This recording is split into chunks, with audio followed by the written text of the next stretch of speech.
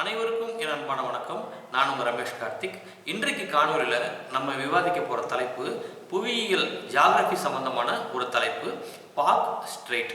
ஒரு ஸ்ட்ரெய்ட் அப்படிங்கிறது என்ன அப்படின்னா, இரண்டு மிகப்பெரிய நீர்நிலைகளை இணைக்கக்கூடிய ஒரு சிறிய நீரோட்டம் அல்லது நீர்நிலை, அதுதான் ஸ்ட்ரெய்ட் அப்படின்னு சொல்லுவாங்க.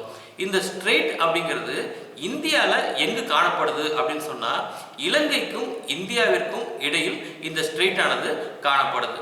இந்த ஸ்ட்ரெய்ட்டுக்கு பேர் தான் பார்க் ஸ்ட்ரெய்ட்.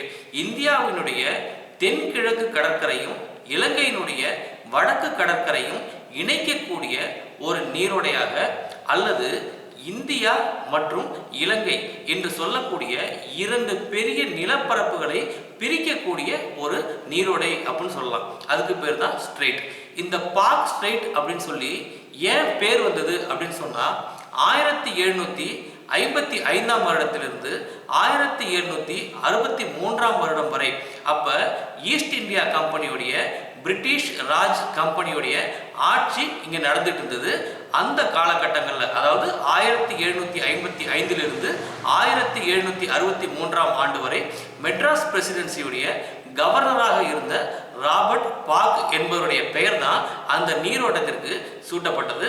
ஏன் அவருடைய பெயரை அந்த நீரோட்டத்திற்கு வச்சாங்க அப்படின்னு சொன்னா, ராபர்ட் பார்க் பீஸ், அமைதிக்கான பல முயற்சிகளை அவர் எடுத்திருக்காரு.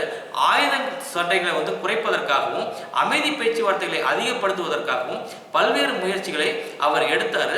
அவர் ஆட்சி செஞ்ச அந்த ஒரு காலகட்டம் ரொம்ப அமைதியான ஒரு காலகட்டமாக ஆங்கிலேய கம்பெனியால் பார்க்கப்பட்டுச்சு. அதனால பிரிட்டிஷ் ஈஸ்ட் இந்தியா கம்பெனி மற்றும் அந்த பிரிட்டிஷுடைய அரசாங்கம் அவருடைய காலத்திற்கு பிறகு, அதாவது அவர் பதவியில் இருந்த காலத்திற்கு பிறகு 1763 ஆண்டிற்கு பிறகு இந்த நீரோட்டத்திற்கு அவருடைய பெயரை பார்க் ஸ்ட்ரெய்ட் என்று சூட்டியது.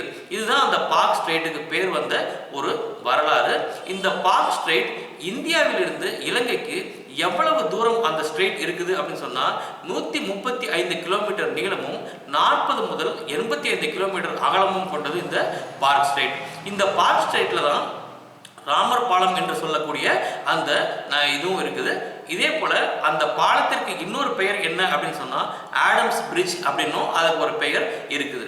சரி, இப்ப இந்த பார்க் ஸ்ட்ரெய்ட்டை போல பல்வேறு இடங்கள்ல உலகம் முழுவதும் பல்வேறு ஸ்ட்ரெய்ட்ஸ் இருக்கு. அதை பத்தி நீங்க உலக வரைபடங்கள்ல நீங்க பார்த்து நீங்க தெரிஞ்சுக்கலாம். நாம அடுத்த வீடியோல எதை பத்தி பார்ப்போம் அப்படின்னு சொன்னா, இஸ்துமஸ் என்று சொல்லக்கூடிய அந்த ஒரு விஷயத்தை பத்தி தான் நம்ம பார்க்க போறோம். புவியியல் சம்பந்தமான அடுத்த காணொலியில உங்களை சந்திக்கிறேன். நன்றி, வணக்கம்.